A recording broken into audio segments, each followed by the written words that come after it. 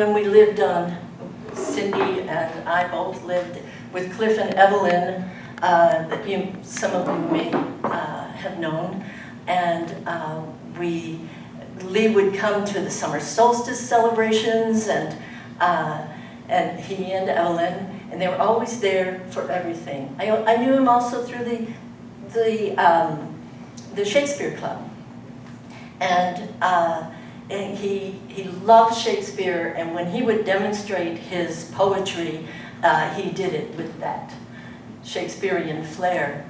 And I got to know him through the Tumbleweed group and through the Valley Poets and all along the way. And so I often wondered, how in the world does this man do what he does when he puts pen to paper?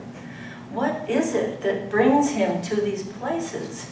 I told Cindy on the way down here, when we were driving here, I said, we said something about different forms of poetry, and I said, I'm not that versed in them, which was my little pun, unintentional. So, submissive submissions. Inspired, I wrote. Composed with rhyme, metaphor, and simile. To unleash a deep feeling in those who would judge my poetry.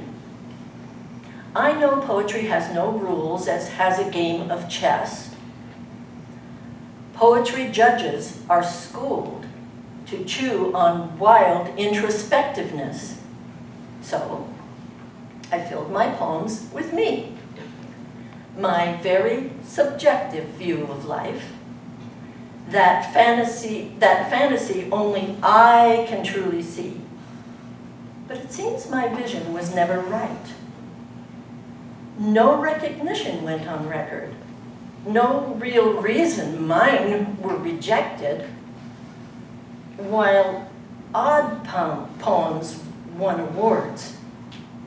My masterpieces were not selected. Those judges' emotions, I don't know where common came in, those judges' emotions never matched mine. They never entered my stirring insights. Maybe my lines ventured too many rhymes. My phrases moving too loose or too tight.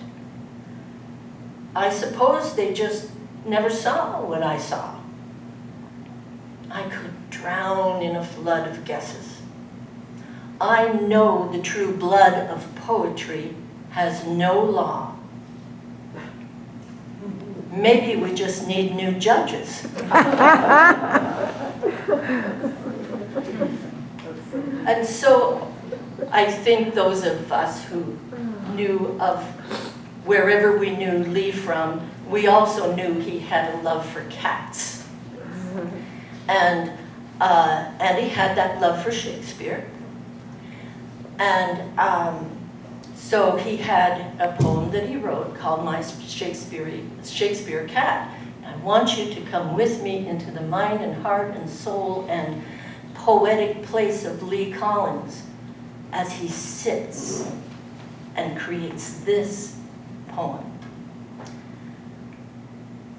My cat likes poetic classics read aloud. Shakespeare declaimed with dramatic emotion, just to an audience of cat, no crowd, to dilute impact or distract devotion.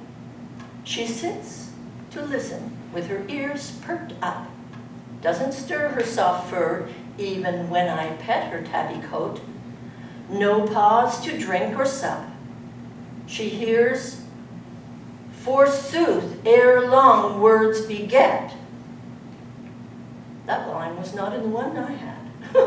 And so, on shadowed evenings, here we go, come to this shadowed evening by our fire, I read of Hamlet and the ghost he saw, King Lear with all his anguish of desire, Shylock, so subject to Venetian law. She finds it relaxing. this weighty stuff. So falls asleep when she has heard enough. And the part left off of here on the copy that you have, Lee loved to include photographs that he got online with his poetry.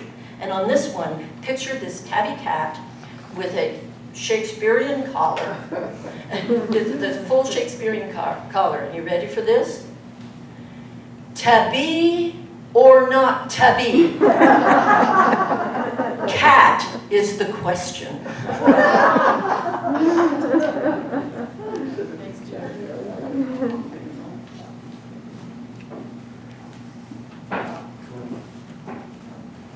Did you shut it off? No, she didn't shut it off.